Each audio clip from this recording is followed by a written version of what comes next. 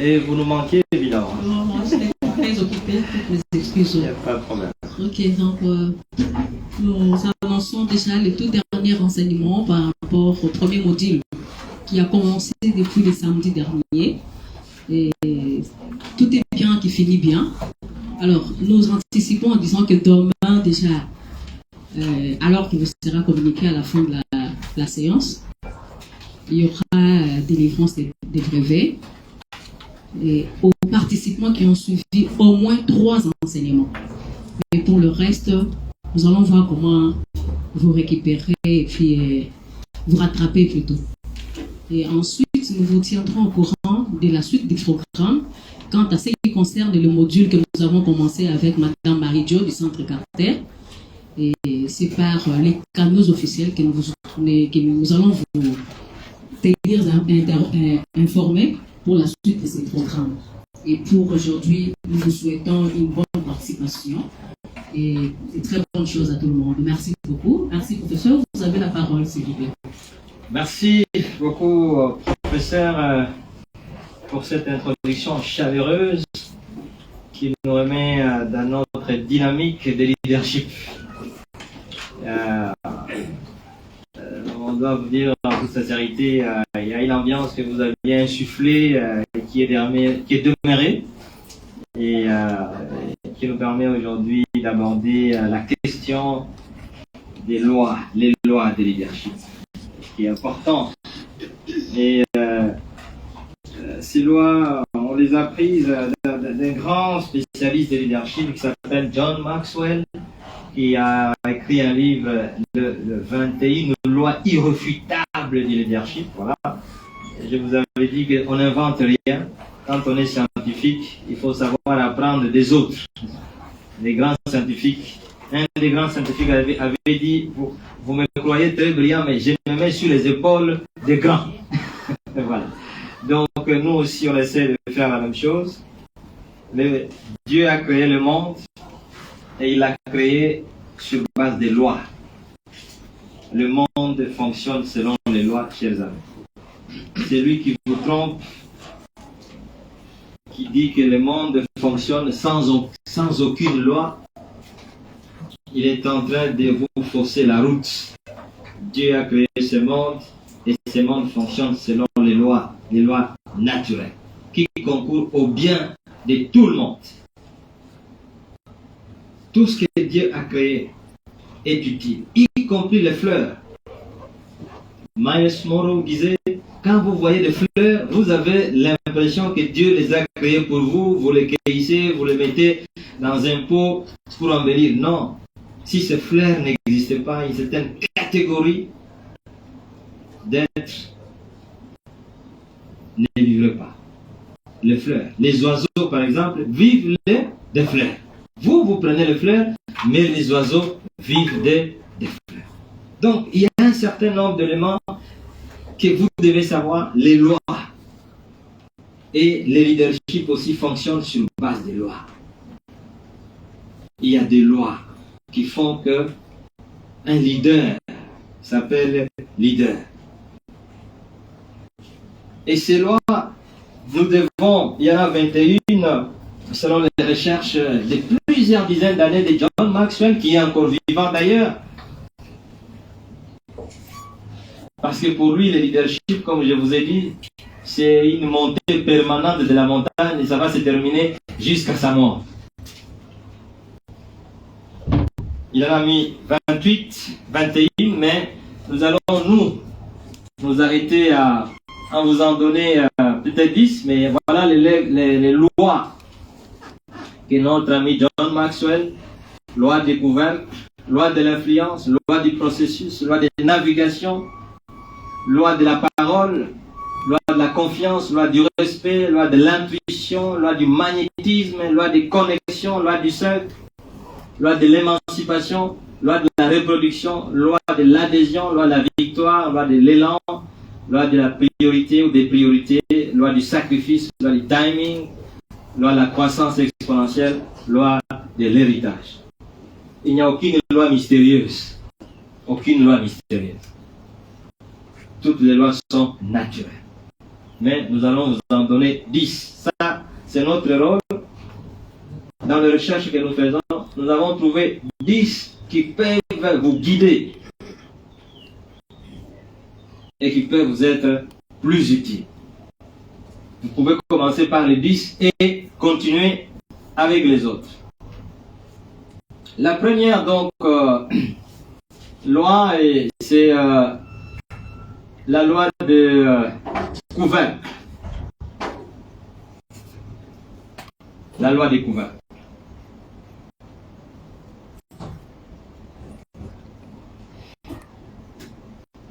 Voilà.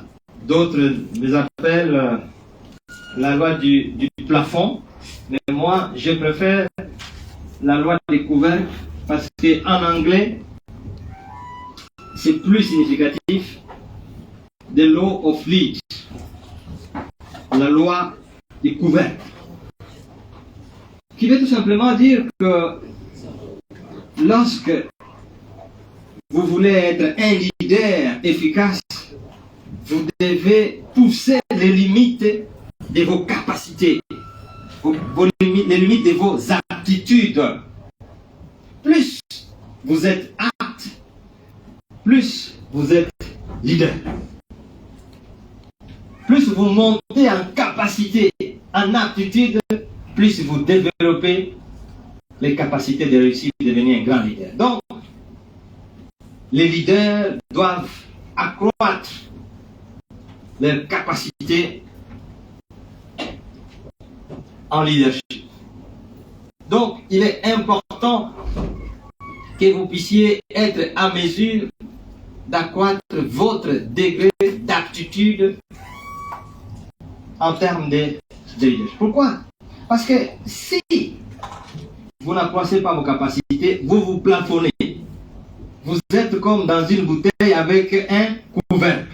Et l'exemple qui est donné ici, c'est l'exemple des frères McDonald's. Tout le monde connaît ce que c'est McDonald's. Ces deux frères ont créé leur système de restauration aux États-Unis, mais à un certain moment, ils étaient bloqués. Ils savaient faire une meilleure restauration, les demandes étaient fortes, mais les demandes étaient insatisfaites.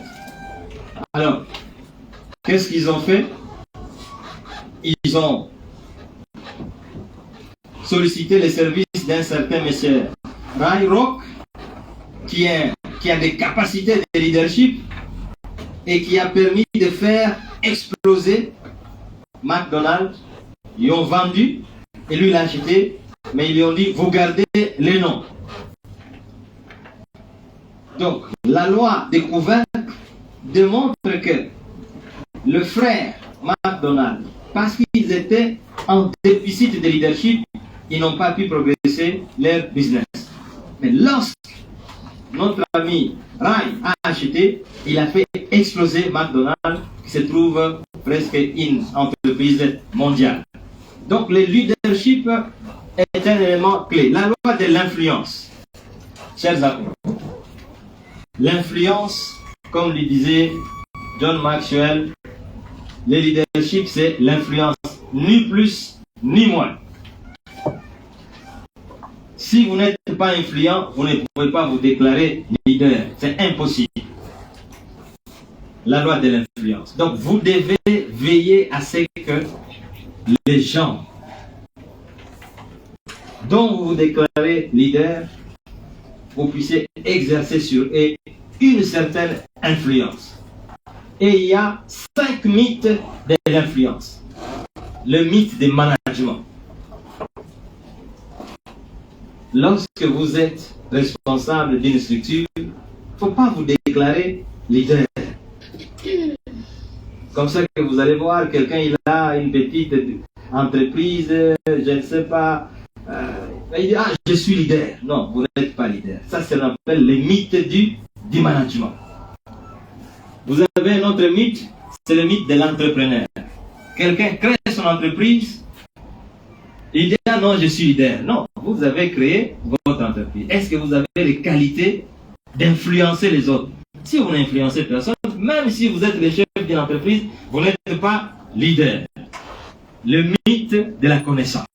Il y a des gens qui sont brillants, avec beaucoup de compétences et ils se disent leaders. Vous pouvez avoir des diplômes, il y a des docteurs qui ne sont pas des leaders parce qu'ils n'exercent aucune influence, même si vous avez vos connaissances. Mythe du pionnier et mythe de la position. Ce n'est pas parce que vous avez initié une histoire, vous êtes pionnier et vous vous déclarez lui leader. Non. Tout comme vous pouvez avoir la position. Donc, il faut exercer de l'influence pour que un manager, un pionnier, un leader, un grand connaisseur puisse être lui leader. Il ne faut pas donc vous fier au mythe. La loi du processus. Chers amis, vous devez savoir, le leadership est un processus. Il ne faut pas vous déclarer leader comme... Non. Un leader, c'est le produit. La réussite, ce n'est pas la finalité. La réussite, c'est le processus qui mène à la finalité. Le succès, ce n'est pas le résultat, c'est le processus du succès. Voilà pourquoi on vous parle de la loi du processus. Un vrai leader, c'est un produit. Un produit qui est passé par un processus d'édification, d'amélioration. Voilà pourquoi, souvent, des grands leaders n'ont pas peur parce qu'ils ont vécu des épreuves. Donc, un leader ne se décrète pas, un leadership ne se décrète pas. Ça se compose, c'est un effet composé. C'est une loi. Un vrai leader, c'est le produit d'un processus. La loi de la navigation, chers amis. Nous vous avons dit ici que le leadership, c'est un processus. Le leadership procède de la vision. La vision, c'est la vue des choses invisibles. La vision, c'est jeter dans un monde inconnu. La navigation consiste donc à partir du monde connu vers le monde invisible. Et la navigation exige que vous ayez des instruments de navigation. Les radars. Un leader, c'est quelqu'un, comme il conduit les autres, il doit savoir où on va. Monsieur Kabon, quels sont les obstacles? Il ne faut pas partir seulement, on dit bon, s'il y a des obstacles, nous allons les résoudre chemin faisant. Non. Un leader anticipe tout. Telle forêt, il y a beaucoup de serpents. Qu'est-ce qu'on doit voir? Si quelqu'un était mordu, qu'est-ce qu'on fait? Les pierres noires, les ceci. Si quelqu'un tombe malade, où est les troussons? Si le véhicule tombe, qu'est-ce qu'on doit faire? Si on est en panne sèche. Voilà un peu la loi de la navigation. C'est-à-dire il faut anticiper les difficultés, les obstacles. Un leader, les autres, vous voyez quand vous entrez dans l'avion, il y a certaines personnes, dès qu'il entre dans l'avion, il dort. Il prend la couverture, il dort. Parce qu'il a confiance au leader. Il sait qu'il y a un pilote dont la mission c'est de nous faire arriver à destination. Pendant que vous dormez, le pilote, lui, il est en train de faire face aux orages. Votre rôle, c'est de dormir. La loi de la navigation. Et c'est important d'anticiper les obstacles. C'est comme ça qu'en dehors de la vision, il y a des objectifs. C'est pour ça qu'il y a la méthode. C'est comme ça qu'il y a les techniques. Tout ça, c'est pour permettre à la navigation d'être plus sécurisante. Les voyages. Cinquième loi, la loi de confiance. Chers amis, un leader, c'est un homme qui doit inspirer confiance. C'est pour ça que je vous dis, les caractères, la constance. Un leader, la fondation, on vous dit que la confiance est même le fondement du leadership. Certaines personnes se déclarent leaders, mais il n'y a personne qui a confiance en elles. Comment vous pouvez vous déclarer leader et personne ne vous fait confiance? Vous tombez dans le mythe du management, dans le mythe de déposition. C'est un mythe, c'est un artefact. Un leader doit inspirer confiance. C'est toute une loi. Quand on ne vous fait pas confiance, vous n'êtes pas leader. La loi du magnétisme, mes chers amis. Vous comprenez que c'est donc complexe d'être leader. Le magnétisme, c'est une loi. La loi qui permet d'attirer les autres vers vous. Attention, le leadership. C'est pour ça que c'est différent de la manipulation. Il y a des gens qui attirent les autres par manipulation. Je vous ferai ceci, je vais vous amener à Londres, je vais vous amener à Paris. Avec moi, vous mangerez. C'est la manipulation. Mais le magnétisme, c'est une loi qui dit, ce n'est pas vous qui cherchez les gens, mais les gens viennent vers vous. Vous attirez les gens non pas par les mécanismes d'attraction, mais vous attirez les gens par votre existence, votre état. Vous êtes quelqu'un qui attire les autres par votre être, par votre vision, par votre façon de partager cette vision, par votre façon de conduire les autres, d'aider les autres. Ils disent, je préfère les rejoindre. Le magnétisme, c'est toute une loi, la loi d'attraction. Les followers, ils ne vous suivent pas parce que vous avez dit, suivez-moi. Non, ils vous suivent parce qu'ils croient à la vision. Ils partagent la vision avec vous. Ils disent, je veux qu'on aille ensemble. Et John Kennedy disait, c'est un homme qui avait un rêve. Comme vous voulez avoir un rêve. Les rêves de John Kennedy, c'était de transformer le monde.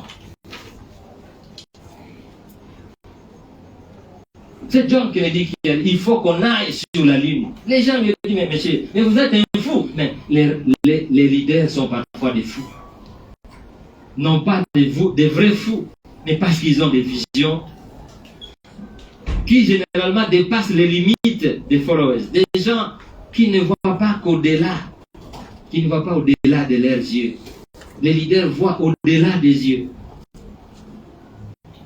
John Kennedy disait, ne vous posez pas la question, c'est que votre pays a fait de vous. Mais posez-vous la question, qu'est-ce que vous avez fait pour votre pays? Chers amis, vous êtes des leaders ici. Vous devez vous poser la question. Parce que Dieu vous a mis aussi un mandat en venant sur terre. Qu'avez-vous fait pour votre pays jusqu'aujourd'hui? Ou qu'est-ce que vous allez faire pour votre pays? Votre pays ici vous a déjà aidé d'arriver même ici à l'université. Mais qu'est-ce que vous allez faire pour votre pays? Qu'est-ce que vous avez comme mission de faire pour votre pays? La loi du magnétisme. Attirez les gens par ce que vous êtes, pas par ce que vous voulez qu'ils viennent chez vous. La loi du cercle restreint. Les leaders. Dis-moi qui vous fréquentez, je vous dirai qui vous êtes. Quand vous êtes tout le temps avec les sorciers, vous dites, ah non, ne suivez pas ceux qui sont souvent avec moi, je ne suis pas sorcier. Qui va vous croire? Ça, ce n'est pas le leadership. Quand vous êtes avec des voleurs, à tout moment, vous voyez, mais il est toujours avec les voleurs. Il dit, non, ce sont mes amis d'enfance, mais moi, je ne suis pas voleur. Non, chers amis. Un leader doit être entouré par des gens qui ressemblent ou qui concourent à son projet. Un leader. Parce que le leadership, c'est la recherche du meilleur. Et donc, vous devez être entouré par les meilleurs. Je vous ai déjà donné une définition ici, dit que l'art de diriger, c'est l'art de se faire entourer par des meilleurs. Il n'y a pas de définition. On ne peut jamais réussir seul. On doit réussir en groupe, mais on doit donc être entouré par des meilleurs. Winston Churchill disait, le péché mignon de ceux qui réussissent, c'est de ne jamais laisser les meilleurs partir et être toujours avec. Attention, un leader, c'est celui qui sait aussi laisser les meilleurs devenir grands comme lui. C'est comme ça que Winston Churchill a dit, c'est un péché mignon, mais c'est un grand péché. Un leader, c'est quelqu'un qui s'entoure des meilleurs. Il y a notre loi, la 8e, la loi de l'émancipation. La loi de l'émancipation. Qui contredit les péchés des grands dirigeants. Donc il faut laisser les gens devenir aussi grands comme vous. Et vous devez contribuer même à ce que ces gens deviennent grands, émancipés. La loi de l'émancipation a pour mission de reconnaître un leader par sa capacité à pouvoir faire émanciper les autres. Si vous voyez un leader qui ne veut pas la promotion des autres, ce n'est même pas un leader. J'allais dire un faux leader. Ce n'est pas un leader, c'est un manager. Il a une position, mais les gens qui s'appellent leaders doivent travailler pour l'émancipation des autres. Chers amis, c'est ça le leadership. Un leader n'est jamais jaloux de ceux qui réussissent. Il est toujours content et il fait en sorte que les gens qui sont avec lui réussissent, s'émancipent. La loi du sacrifice. On a déjà parlé avec vous les sacrifices. Les sacrifices ne peuvent pas être entendus seulement dans le sens de tuer une poule blanche, tuer un mouton, tout ça pour susciter les ancêtres. Non. Ça, c'est un autre type de leadership. Mais le vrai leadership, les sacrifices, cette capacité de pouvoir se déconnecter de certains aspects de jouissance au profit de la grandeur. Cette capacité de pouvoir décider de ne pas aller voir un film, mais de lire un livre, les sacrifices. Cette capacité de ne pas aller au cinéma et de pouvoir contribuer aux soins médicaux d'un ami. Sacrifice, vous sacrifiez la jouissance. Cette capacité de ne pas acheter un costume à 3000 €, mais d'acheter un costume de 100 € pour partager la différence avec les autres. Ce n'est pas le prix d'un costume qui constitue la valeur d'un leader, chers amis. Le leadership.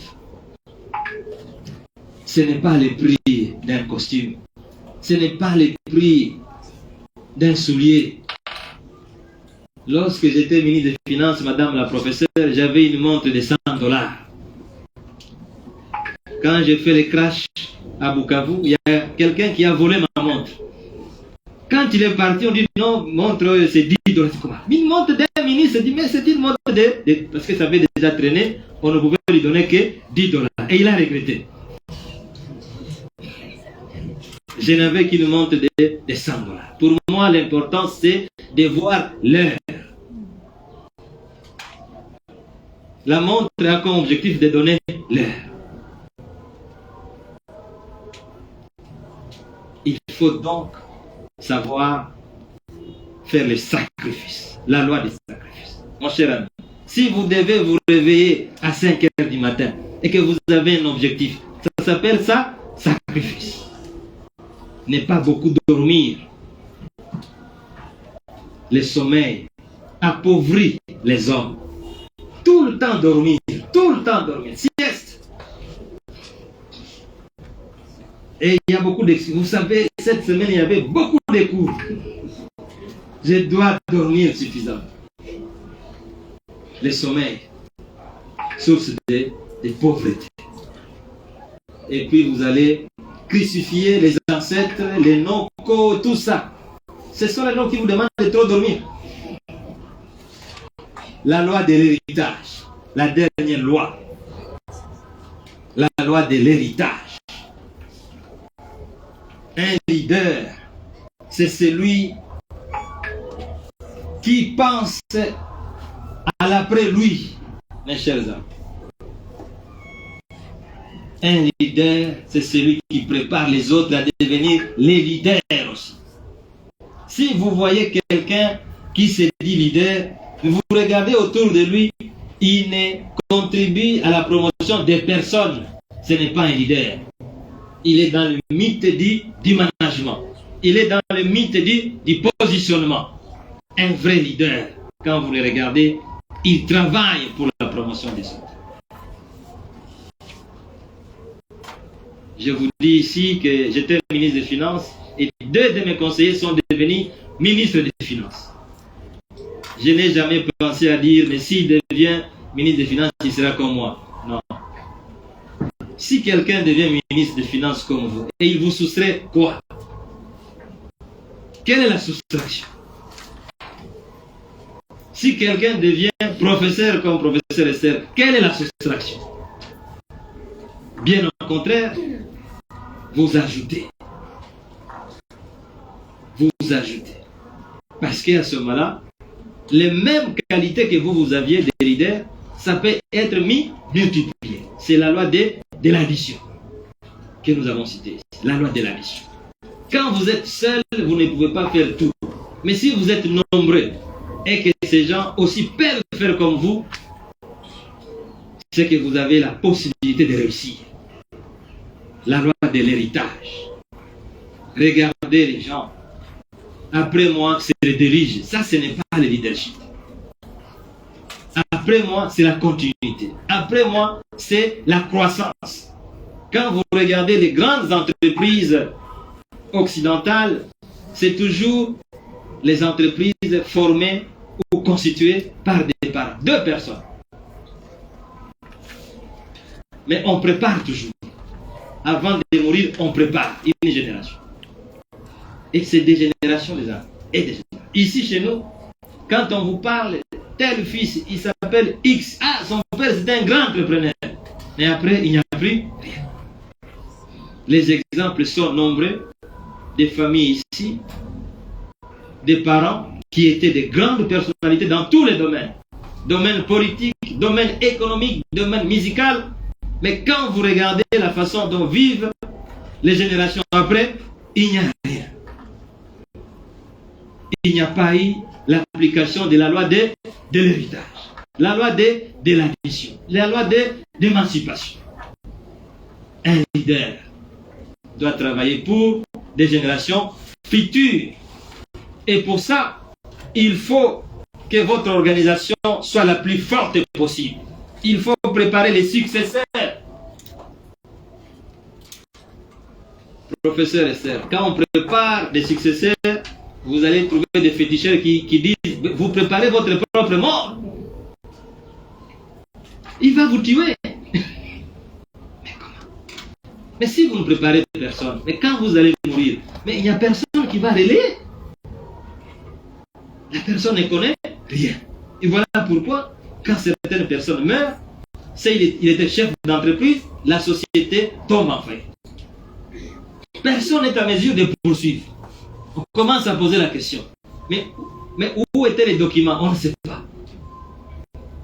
Quelle était la méthode de comptabilité? On ne sait pas. C'est lui-même qui gérait et la comptabilité, et la caisse, et les documents. On cherche les documents, on les retrouve. La loi de l'héritage, chers amis. La loi de l'héritage. Vous voulez être leader, ne cachez pas beaucoup de choses. Donnez tout. Un leader n'a pas peur des autres. Un leader, c'est quelqu'un qui partage les connaissances. Préparer les successeurs à reprendre l'activité. Former d'autres leaders. La reproduction. Donc, cette loi de l'héritage, c'est une loi clé. C'est ce qui fait que vous allez voir, même au niveau des grandes entreprises, quand une personne meurt, ce n'est pas un problème. Il y a des organes qui sont là, conseil d'administration, assemblée générale, comité de direction. C'est une entreprise individuelle, mais avec des structures de pérennisation de l'action. La même chose dans d'autres pays. Les changements du président ne constituent pas un élément de peur ou de faillite. L'action gouvernementale continue parce que la vision elle est partagée par tout le monde, les objectifs sont partagés par tout le monde, les méthodes, les techniques sont connues, les objectifs à moyen long terme sont connus, donc vous ne pouvez pas venir inventer parce que tout est déjà connu. La loi de l'héritage. Voilà les 10 lois parmi les 21 que nous avons voulu mettre à votre disposition. Donc, le leadership fonctionne. Tout ce que nous vous avons dit depuis une semaine fonctionne sur base des lois. Miles Monroe disait, même si vous êtes pasteur, grand pasteur, sachez que Dieu lui-même, qui a créé l'homme et qui a institué la religion, a créé aussi les lois. Miles Monroe disait, si vous prenez des jus d'orange, vous mettez dans un réservoir de véhicules et vous priez Dieu, vous croyez que le véhicule va démarrer? Parce que Dieu, qui a donné l'intelligence à l'homme pour que l'homme fabrique le véhicule, ce véhicule est fabriqué selon les lois et c'est l'essence ou le gasoil qui doit faire fonctionner les moteurs. Si vous y mettez du jus d'orange, quelle que soit votre inspiration, la voiture ne va pas fonctionner. Voilà, chers amis, parce qu'on a consommé notre temps, ce que nous devions vous donner aujourd'hui comme dernière séance. J'insiste en vous disant ceci, que ce que nous vous donnons, c'est le minimum de leadership, le minimum de connaissances, pour que vous puissiez partir d'une base solide. Commencez votre voyage de leadership. C'est le minimum. Et si vous commencez ce voyage, ça veut dire qu'à chaque instant, vous devez ajouter quelque chose. Mais vous avez déjà une base qui peut vous permettre de vous lancer dans cette aventure glorieuse, l'aventure de leadership, de participer dans cette famille restreinte de 1% de la population mondiale chargée de diriger le monde, de transformer le monde, de changer le cours de l'histoire du monde, du point de vue politique, du point de vue économique, du point de vue culturel et dans tous les domaines possibles. Encore une fois, merci beaucoup et bonne chance.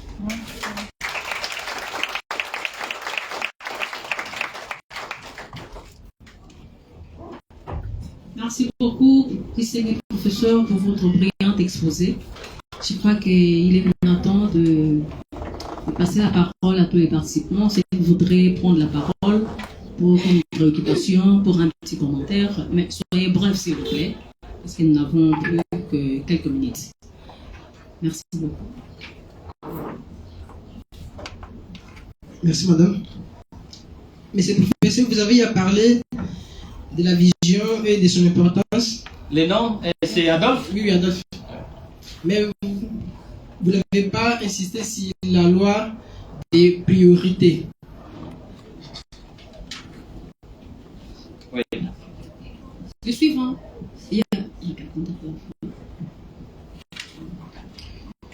Professeur, c'est Jojo Mbayo, économiste. Vous avez suivi l'intervention de M. Sélé sur Top Congo FM. Il nous disait que la vie était duale, qu'il y avait le travail, qu'il y avait aussi les loisirs, qu'on devait prendre une décision courageuse pour le travail. Par rapport à la loi de sacrifice, nous qui avons opté de devenir leaders, devrions-nous sacrifier à tout jamais les loisirs dans notre vie? C'est ma question.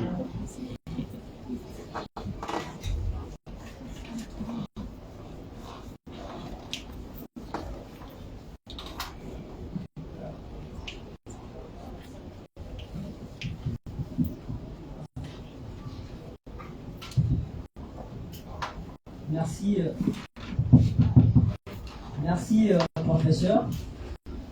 Je suis consacré Kingombo. Kingombo, Oui. consacré. Consacré Kingombo, oui. Je suis chercheur en droit. Ok. Je voudrais m'appuyer plus sur la loi de l'héritage. Je voudrais, si possible, que vous nous présentiez les difficultés liées à cette loi-là, à l'application de la loi de l'héritage au Congo. Ça, c'est le premier volet de ma question. Le deuxième volet, je voudrais, si possible également, que vous nous disiez si c'est obligatoire ou pas de former seulement ces enfants. Parmi les formés, est-ce qu'on peut aussi former ces enfants pour devenir leaders? Merci.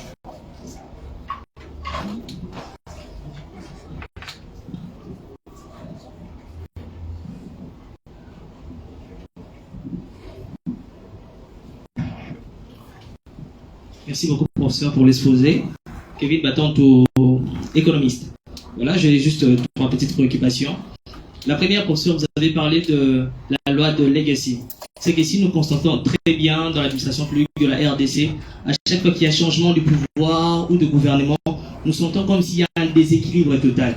C'est comme si la plupart des gens qui viennent inventer la roue. Non, ma question est de savoir comment appliquer cette loi, ou soit ce qui est fait pour voilà, nos leaders pour que cette loi soit respectée. Si nous prenons les cas des États-Unis d'Amérique, nous voyons c'est là. À chaque fois qu'il y a changement de président, l'administration publique et la manière dont les choses se font, ça n'inquiète à rien. Ma deuxième question est que faire pour un leader qui n'accepte pas l'émancipation des autres? Parce que là, c'est dans tout le domaine, que ce soit politique, sur le plan économique. Pourquoi? Parce que je me dis qu'il y a de ces leaders qui ont comme cette peur, cette phobie. Ils n'arrivent pas à accepter que la personne qui était après lui puisse devenir plus grand que lui.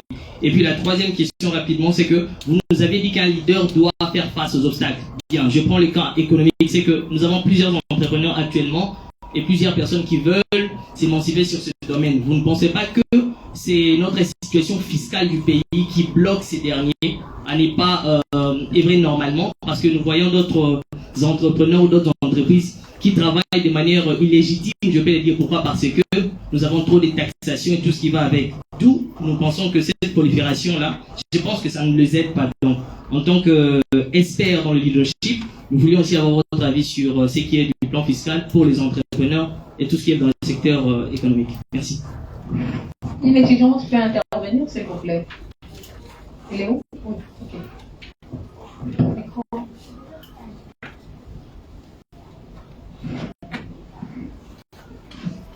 C'est la dernière question pour la première série de questions. Merci pour la parole. Marie-Josée Mpunga, L1 Économie internationale. Ma question est celle-ci.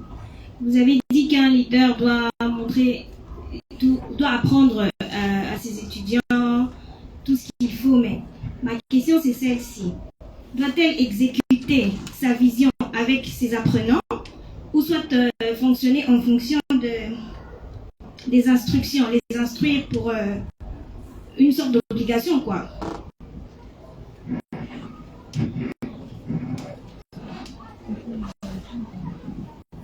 Si les professeurs peuvent dans un premier temps répondre à cette première série de questions, et nous aurons une deuxième série, je pense. Merci. Revenant sur la question d'Adolphe, comme je l'ai dit, on vous a présenté plusieurs lois, dont cette loi à laquelle donc, vous avez fait allusion, la loi des priorités. Et je crois que quand vous avez parlé de cette question, j'ai pensé à un de nos amis, j'imagine qui est dans la salle, qui disait qu'il avait la vision du marketing et il avait la passion de la comptabilité. Et il posait la question, qu'est-ce qu'il doit faire? Il dit non, il faut savoir prioriser. Parce que les leaderships recommandent la concentration. Les leaderships recommandent la spécialisation. Donc vous devez posséder les domaines dans lesquels vous avez levé l'option de vous investir. Et c'est ça qui fait de vous le leadership. Donc, vous concentrez vos efforts sur un seul domaine. Et vous excellez dans ce domaine. Et ça vous permet donc de devenir le meilleur et vous serez recherché. Donc, la prioritisation, Adolphe, vous avez raison. Mais en termes de leadership, vous ne pouvez pas être leader sur plusieurs domaines. Sinon, vous allez affecter l'efficacité de ce que vous devez faire. Mais en termes d'objectifs, vous pouvez effectivement prioriser les objectifs. Comme on l'avait dit, il y a les objectifs à court terme, les objectifs à long terme et les objectifs à moyen terme. Donc, il y a moyen de prioriser les actions dans ce domaine et c'est pour ça que je vous ai dit, il y a plusieurs lois que John Maxwell a considérées comme irréfutables. Mais il y a aussi la loi des priorisations. Mais il y a des gens qui ne savent pas prioriser. Il est sur tout. On lui dit, mais commencez par dire, non, moi j'aime tout faire à la fois. Mais écoutez, vous n'allez jamais trouver un leader qui fait plusieurs choses à la fois. Donc, je suis d'accord avec vous, c'est une loi essentielle, mais qu'on peut compléter. Compte tenu du temps qui nous était limité, on ne pouvait que vous en donner quelques-unes. Et donc, chacun d'entre nous, par la lecture, est appelé à compléter les autres lois qui sont aussi essentielles. Le ministre José Séré, qui fut l'un des ministres dont je vous parle, il y a lui, qui était mon directeur de cabinet, mais qui est devenu ministre des Finances, après avoir été directeur général des impôts. Il y a Kitebi Kibolmvoul, qui était aussi mon collaborateur, qui est aussi devenu ministre des Finances. Mais en tout cas, Kitebi était parmi les meilleurs ministres des Finances. Il est parmi les meilleurs ministres des Finances que ce pays ait jamais connu. Alors, M. Serre vous a dit qu'il faut faire la différence entre les loisirs et le travail. Ce qui est tout à fait normal. Il y a le travail, il y a les loisirs. Est-ce qu'on doit sacrifier les loisirs pour se concentrer uniquement au travail? Non. Dieu a dit, il y a un temps pour ça, c'est Dieu qui dit ça. En termes de leadership, laissez-moi vous dire, quand il s'agit de travailler, vous travaillez. Alors vous êtes concentré. Quand il s'agit de partager votre vie avec votre famille, il faut alors la partager totalement avec votre famille. La famille, c'est même le fondement du leadership. Un leader qui est déstabilisé au niveau de la famille ne peut pas être équilibré au niveau de son travail.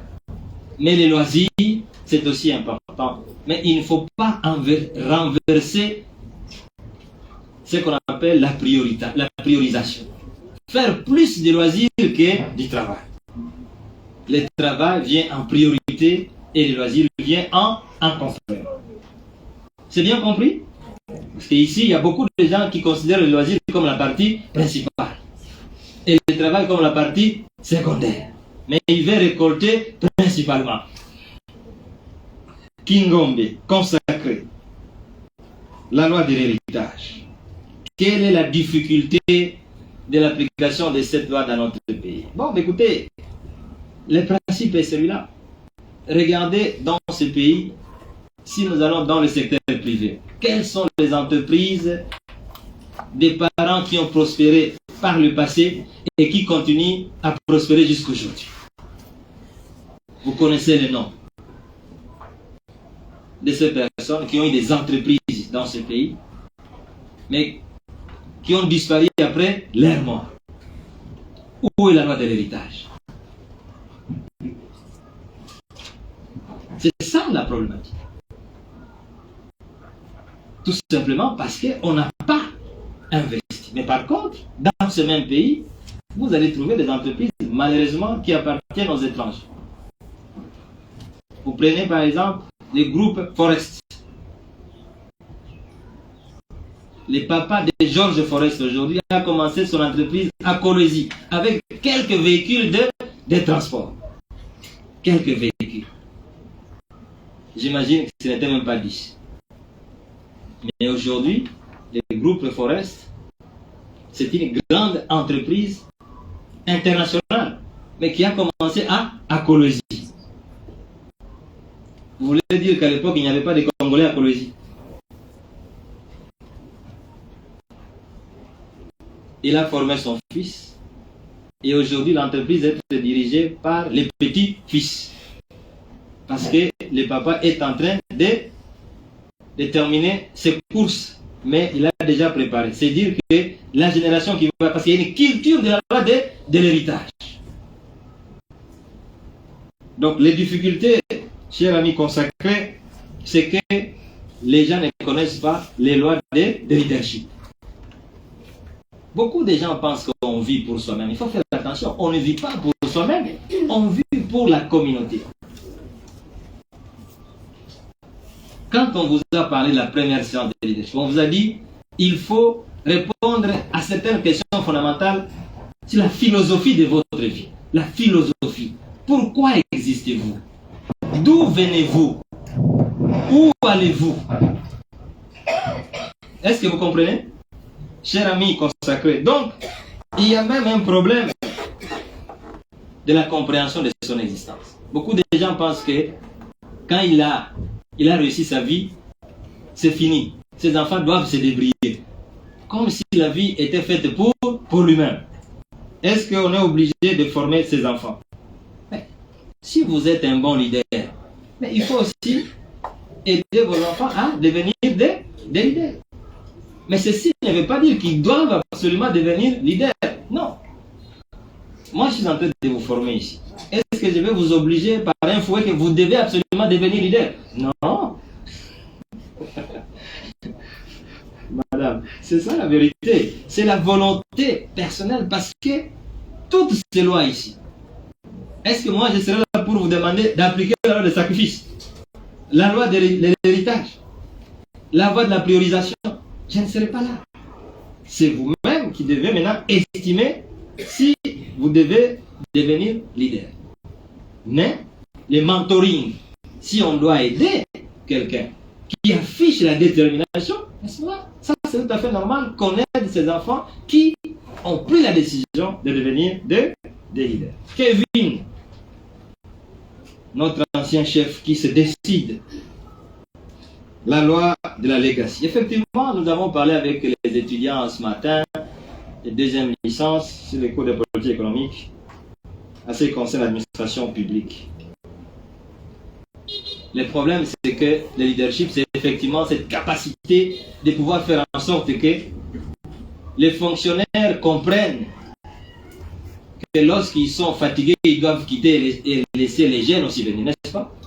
Et quand on vient dans une fonction politique, ce n'est pas pour changer tout. Moi, je suis arrivé ministre des Finances, je n'ai pas changé des choses dans l'administration. J'ai cherché plutôt à renforcer l'administration des finances. La même chose à la primature. L'administration publique. Mais il faut que cette administration soit formée, qu'elle ne soit pas constituée par les dépotoirs de tous ceux qui ne peuvent pas faire quelque chose ailleurs, ils se retrouvent dans l'administration publique. Donc, il faut veiller à ne pas changer une administration parce qu'en réalité, c'est la colonne vertébrale même de la mise en œuvre d'une action de leadership. Que doit-on faire pour les autres qui ne veulent pas que les autres grandissent? Bon, mais ça, c'est la loi de l'héritage, la loi de l'addition. Ce que je vous ai dit, il y a d'autres personnes qui croient qu'ils sont les centres du monde. Quand ils ont réussi, les autres amis doivent échouer. C'est la petitesse d'esprit. La loi du cadre. Voyez-vous les cadres? Ils aiment toujours que les autres rentrent là où ils sont. Mais comment le pays va avancer? Laissez les gens réaliser les rêves. Poussez les gens à réaliser les rêves. Aider le meilleur à exploser. Mais qu'est-ce qu'on doit faire de ces gens qui ne veulent pas que les autres réussissent? Il faut prier pour eux. Je ne sais pas, vous allez penser que j'allais dire il faut les maudire. Non. Il faut prier pour eux, qu'ils puissent aussi changer les cœurs, n'est-ce pas? Pour laisser les autres progresser, que ce soit politiquement, que ce soit économiquement, Vous êtes un grand, comme les Luambo Makiadi, comme les Rechero. Il faut former les autres. Qu'il y ait d'autres Luambo, qu'il y ait d'autres Rochero. La situation fiscale.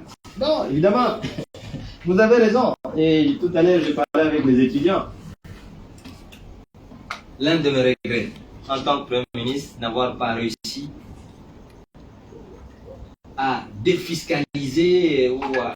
Parce qu'il y a tellement une multitude de taxes dans ce pays que même la meilleure volonté du monde ne réussira pas à faire le meilleur des résultats qu'il peut escompter. Mais si vous voulez faire le business, il faut aussi tenir compte des contingences. Tant que le pays restera ce qu'il est, mais étudier les conditions dans lesquelles les autres réussissent. C'est ce que je vous ai dit. Il est anormal qu'un Libanais qui vienne de l'extérieur, un Indien qui vient de l'extérieur, un Indo-Pakistanais qui vient de l'extérieur, avec les mêmes conditions de fiscalité, puisse réussir et que vous, Congolais, vous puissiez dire que vous ne pouvez pas réussir parce qu'il y a une multitude de taxes. Mais qu'est-ce qu'il lui fait pour réussir ses activités? C'est ça la question de leadership, cher Kevin.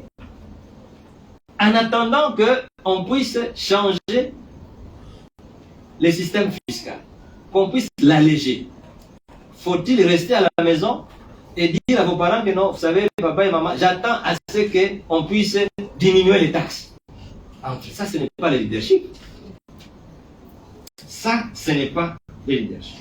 Marie-Josée, pour moi, un leader doit apprendre à ses followers comment ils doivent les faire. Les obliger? Non. Marie-Josée, un leader, c'est comme moi je suis en train de le faire ici. Je vous apprends, n'est-ce pas? Mais je ne peux pas vous imposer. C'est un chemin difficile, le leadership. Marie-Josée, on vous a dit, dès que vous allez commencer à faire changer les choses, vous allez voir les gens dire, vous voyez les types des propos qui découragent les autres. Et la personne vous parle avec conviction, comme si c'était un message de Dieu.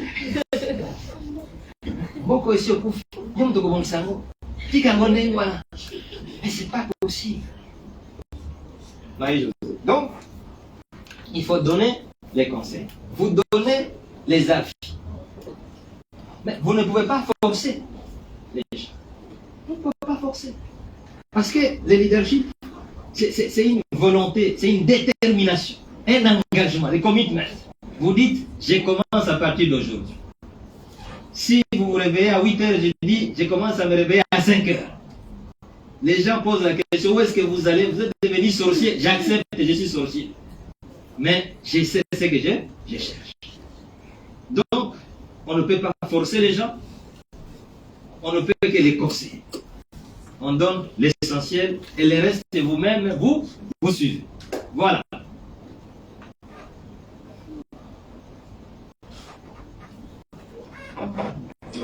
Oui, la dernière série de questions, on commence par Véro, suivi de Grâce, le suivant est celui qui est derrière. Voilà, et puis au dernier. Merci, moi c'est Véronica Harold. Véro, oui, c'est plus court. Étudiante en L2-3. Tout à l'heure, nous venons de voir dans la loi de navigation, j'avais dit un leader est celui qui voit mieux que les autres. Comme moi, je suis leader et je dois voir au-delà des yeux. Mais professeur, ma préoccupation est celle-ci. Que faire en tant que leader si, par exemple, j'ai un projet? J'ai mon projet, je sais que je suis entouré de meilleures personnes. Comme nous venons de le dire aussi, qu'un leader doit être entouré des meilleurs. Alors, je sais que je suis entouré des meilleurs et j'amène mon projet pour faire voir aux autres. Voilà, j'ai un projet, je dois faire ceci, cela. Et après, il y a d'autres, il y a ces personnes-là qui me disent, par exemple, non, il ne faut pas faire ça, ce n'est pas bon et tout. Enfin, ils donnent leur point de vue. Alors, en tant que leader, vous avez encore dit que nous devons apprendre à écouter les autres. Alors, est-ce que je dois me décourager parce que ces meilleures personnes qui sont autour de moi m'ont dit non, ne fais pas ça, il ne faut pas agir comme ça, ou bien je dois ne pas écouter, puisqu'ils sont censés être meilleurs, je me dis, je suis quand même entourée des meilleurs, je dois les écouter pour rentrer, faire un peu une évaluation sur les idées que j'ai pour me dire, voilà, ils ont quand même raison et abandonner, ou encore je dois continuer avec ce que j'ai comme projet. Merci. Magnifique. Très bonne question. Merci pour la parole. Grâce Bagoula, juriste de formation. Professeur, tout au long de vos exposés, vous nous avez donné des éléments et des processus clés permettant à se tailler une personnalité et des attitudes d'un bon leader en société. Alors, moi, j'aimerais savoir, notamment, justement, vous avez cité le fait d'oser rêver grand, de se mettre au travail, de se fixer des objectifs et de faire preuve de sacrifice. Alors, moi, j'aimerais savoir, je me dis qu'avant tous ces éléments, en tant qu'humain ou en tant que jeune, il se peut que la personne, en fait, ne connaisse pas exactement sa valeur. Je me dis, en parlant de la zone de confort, vous avez dit dans le croquis, il a été montré qu'il fallait tout d'abord, avant de sortir de la zone de confort, il fallait se connaître, définir ses compétences et ses atouts.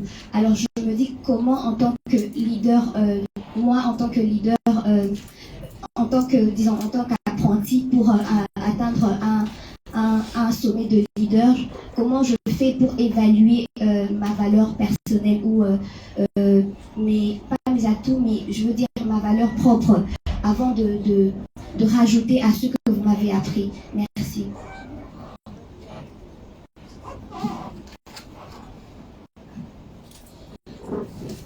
Le professeur, c'est l'étudiant Omba de la L2 Économie internationale.